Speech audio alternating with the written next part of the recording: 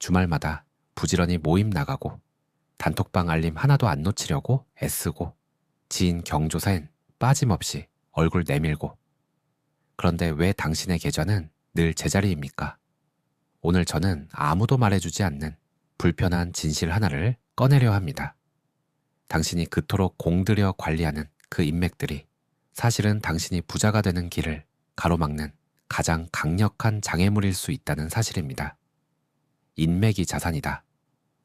이 말 한 번쯤 들어보셨죠? 사람을 많이 알아야 정보도 얻고 기회도 생기고 성공도 한다고 우리는 어릴 때부터 귀에 못이 박히도록 들어왔습니다. 하지만 진짜 자산가들의 행동은 정반대입니다.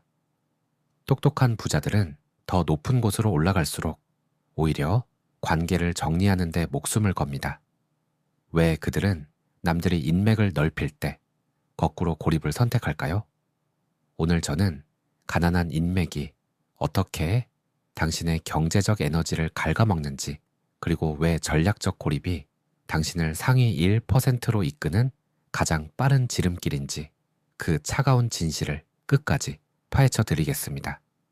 먼저 이것부터 알아야 합니다. 당신의 의지력은 무한한 자원이 아닙니다. 뇌과학에는 자아고갈이라는 개념이 있습니다. 인간의 뇌는 하루에 쓸 수 있는 인지 에너지의 총량이 정해져 있고 어디에 쓰든 그 총량은 줄어듭니다. 생각해 보십시오. 오늘 어떤 자산을 살지, 내 수입을 어떻게 키울지 고민하는 데 써야 할 그 에너지가 지금 어디에 쓰이고 있습니까? 단톡방에 의미 없는 리액션, 보고 싶지도 않은 사람과의 2시간짜리 식사, 남의 시선을 위한 옷차림 고르기, 이런 것들이 하루치 에너지를 조용히 갉아먹고 있습니다. 이스라엘에서 실제로 진행된 연구가 있습니다. 가석방 심사 판사들을 하루 종일 관찰했더니 오전에는 복잡한 사안도 꼼꼼하게 따져 판결을 내리던 판사들이 오후가 되면 뇌가 지쳐서 가장 쉬운 선택인 기각을 남발하기 시작했습니다. 뇌가 지치면 인간은 복잡한 판단을 포기하고 아무것도 안 하는 쪽을 선택한다는 겁니다. 퇴근 후 원하지도 않는 모임에 나가 감정 노동을 하고 돌아온 저녁, 당신의 뇌는 이미 방전된 상태입니다. 그런 뇌로 투자 공부를 하고 중요한 결정을 내릴 수 있을까요? 지친 뇌는 그냥 오늘처럼 내일도 살라고 명령합니다. 이것이 당신이 그토록 열심히 사는데도 제자리인 첫 번째 이유입니다. 바나나 정글로 가봅시다. 침팬지 A는 사교성이 뛰어납니다. 정글의 모든 침팬지를 알고 있고 매일 아침 눈을 뜨면 단체 카톡방을 확인하고 주말마다 바나나 나눔 모임에 빠지지 않습니다. 모두에게 좋은 침팬지죠. 그런데 10년이 지나도 그의 창고는 늘 빈둥빈둥합니다. 침팬지 B는 다릅니다. 처음에는 다들 이상하게 봤습니다. 모임도 잘 안 나오고 단톡방도 잘 안 읽더니 어느 날부터 조용히 나무를 심기 시작했습니다. 1그루, 2그루, 5그루.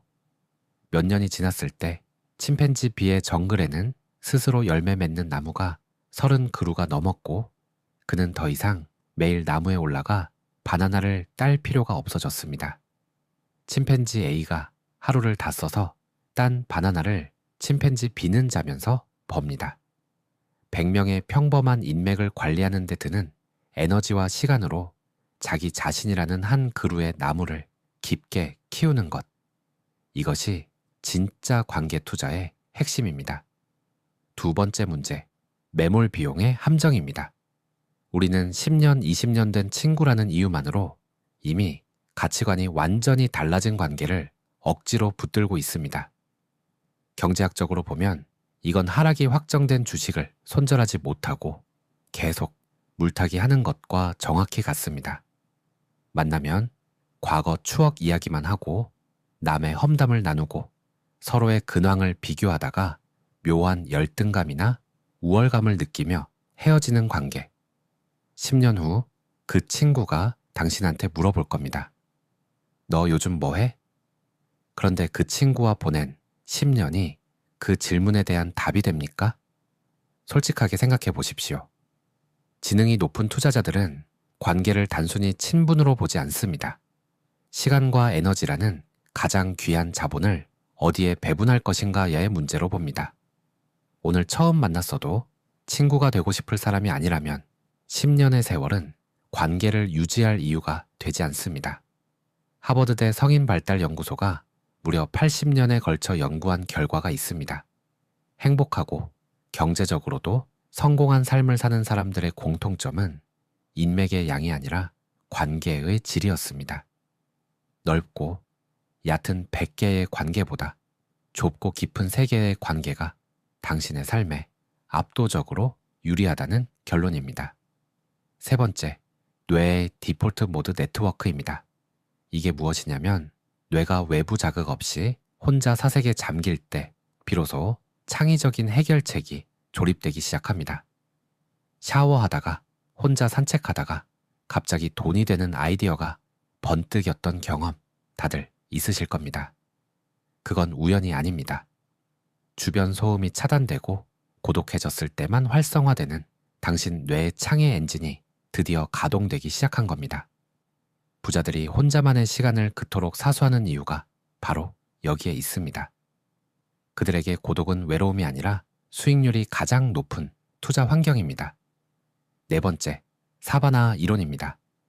진화심리학자 사토시 카나자와의 연구에 따르면 지능이 높은 사람일수록 불필요한 사교 활동에서 오히려 만족감이 떨어지는 경향이 있습니다. 당신이 요즘 약속이 귀찮고 혼자 있고 싶다면 그건 사회성이 부족한 게 아닙니다. 당신의 뇌가 더 높은 차원의 목표를 향해 진화하고 있다는 신호입니다. 이 신호를 절대 까먹지 마십시오. 자, 그렇다면 지금 당장 뭘 해야 할까요? 오늘 집에 가서 스마트폰을 여세요. 지난 한 달 동안 당신에게 단 한 번도 의미 있는 자극을 주지 못한 단톡방에 알림을 끄세요. 이번 주말 거절하지 못해 억지로 잡은 그런 약속 하나를 정중하게 취소하세요.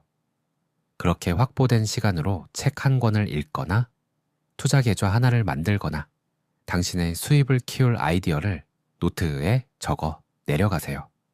처음엔 주변에서 말할 겁니다. 요즘 왜 그래? 변했다.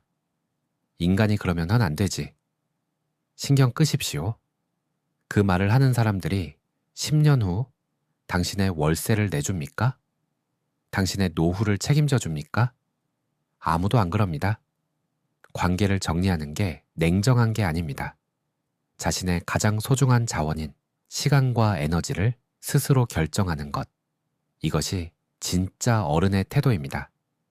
인맥을 넓히기 전에 먼저 자신을 깊게 파십시오. 우물이 깊어야 좋은 물이 고입니다. 성공으로 가는 길은 원래 혼자 걷는 겁니다. 하지만 그 길의 끝에서 당신은 예전과는 비교도 안 될 만큼 단단해진 자신과 당신의 수준에 맞는 진짜 동료들을 만나게 될 겁니다. 오늘 이 영상이 여러분 인생에서 가장 수익률 높은 손절이자 가장 위대한 매수가 되길 바랍니다.